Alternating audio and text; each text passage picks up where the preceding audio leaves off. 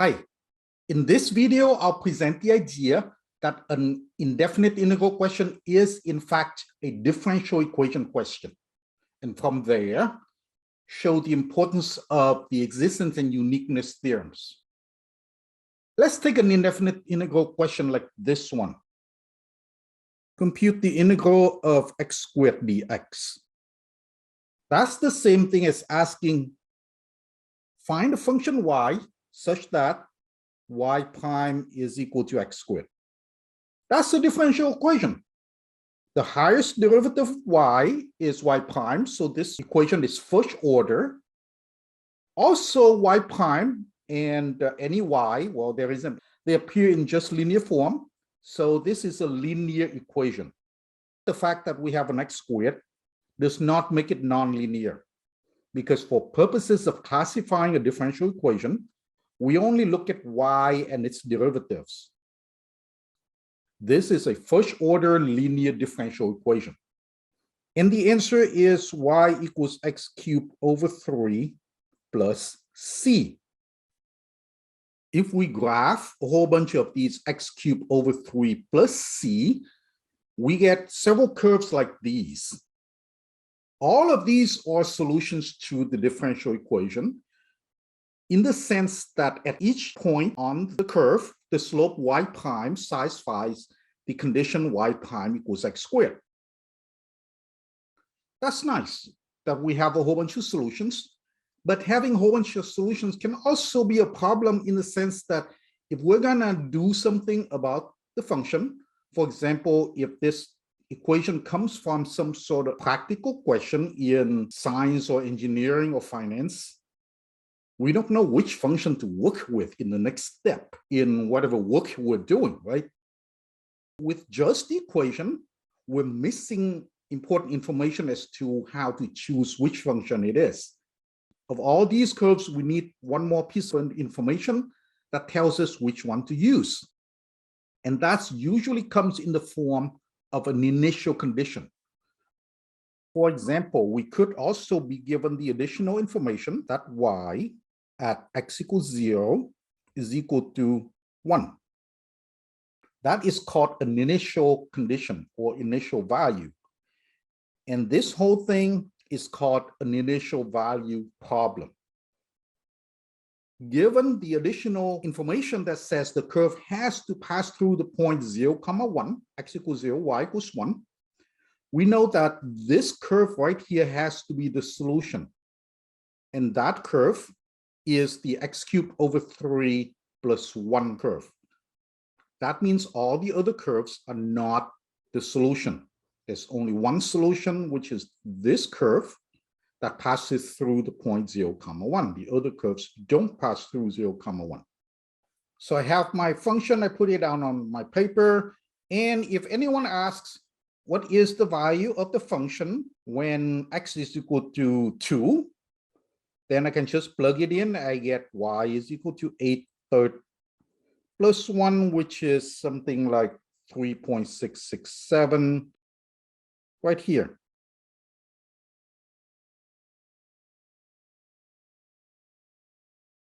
Great, that makes sense. But are you sure? What if, bear with me here, what if there's another curve that's similarly shaped with the slope that satisfies this condition, but it just sort of like slightly off of this curve. It cuts at the same point 0, 1, but along the way, it sort of bends off and it goes off over here or something. How do we know that curve does not exist? And then if we have to predict what the value of that curve is when x equal to 2, the answer would be like that point over here. Instead, how do we know that alternative curve does not exist? That's why in differential equations, we pay a lot of attention to the existence and uniqueness theorems. The existence part means we need to identify the conditions under which a solution exists to initial value problem. That way we know whether it's worth spending time searching for a solution. For this particular example, we don't have to worry about existence because we found it. It's x cubed over 3 plus 1.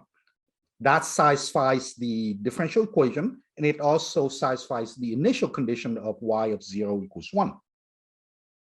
But we still need to make sure it's unique. We still need to make sure that this possibly second solution does not exist. That's why as you go through this differential equation course, always take note of the existence and uniqueness theorems. Now for this particular example, luckily, the conditions for existence and uniqueness are both met. We don't have to worry about that extra curve. It doesn't exist. So let me close out this example by applying existence and uniqueness to this particular situation where we have a first order differential equation. For a first order differential equation, we have some sort of y prime, some sort of y, and some sort of x mixed somehow. Well, do some algebra on them and isolate the y prime. You isolate the y prime, then all the x and y are on the other side. So basically you end up with y prime as some function of xy. And then you have your initial condition that y at some x naught is equal to y naught. This is your initial value problem.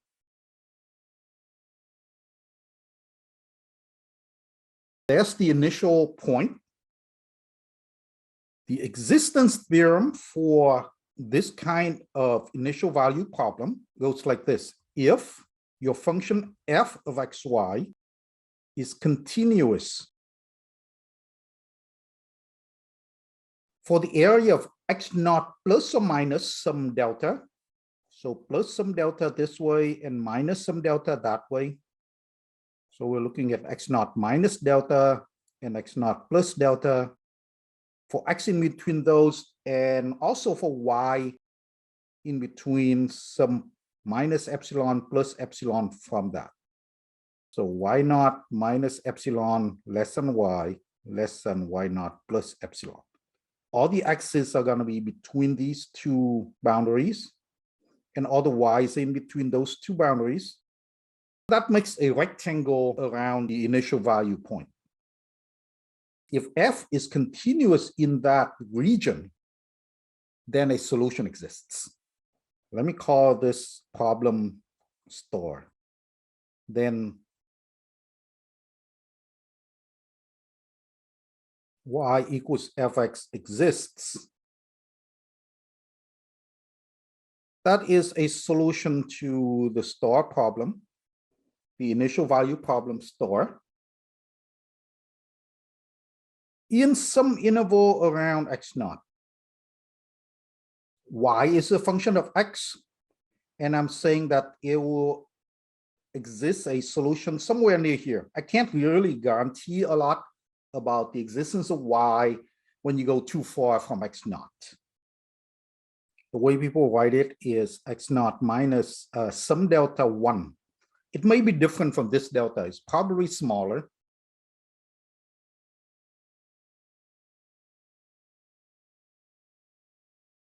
So the interval where the capital F is continuous is somewhere around x naught. And the delta 1 could be smaller than that interval. It could be narrower. So that's the existence part of the theorem. Now comes the uniqueness. The uniqueness says if f, and not just f is continuous, but also the derivative of f is continuous. Oh, derivative of f with respect to which one? I mean, f has two variables. It has an x and a y variable. We're looking at the derivative with respect to y. It's a partial derivative with respect to y in some region x naught, y naught. Then the solution, first of all, it exists, right? Because f is continuous. By the existence part, by existence theorem. will be unique. But again, we don't guarantee that it's unique everywhere. We only guarantee that it's unique somewhere near x0 in some interval around x0. So we're looking at x0 minus some delta 2 to x0 plus some delta 2. We can only guarantee uniqueness for our x that's in between those two. This kind of verbiage is going to be very common for a lot of theorems in differential equations and analysis and those things. So you probably want to get used to understanding what it means. Other than that verbiage, the bottom line is existence requires f is continuous, and uniqueness requires that f and partial f partial y also continuous. So that's the bottom line. All the rest of the verbiage is just to tell you that we can only guarantee existence and uniqueness in a certain area near x0, near the initial condition. We can't really say much about what's going on far away from it. So for our example, the equation was y prime is equal to x squared, and the initial condition was y of 0 equals 1. So that means we're looking at x0, y0 is the point 0, 1. Y prime is already isolated. So we're looking at fxy is actually just a function of x. F is continuous everywhere. So we have existence. Partial f with respect to y is equal to 0 as a function, is equal to the 0 function. So it's also continuous everywhere. And so you have uniqueness. And in this particular situation, the delta 1 and delta 2 can be arbitrarily large. I hope this helps you appreciate how important the existence and uniqueness theorems are. Any question, put it in the comments. Subscribe for more contents. Thanks for watching, and bye.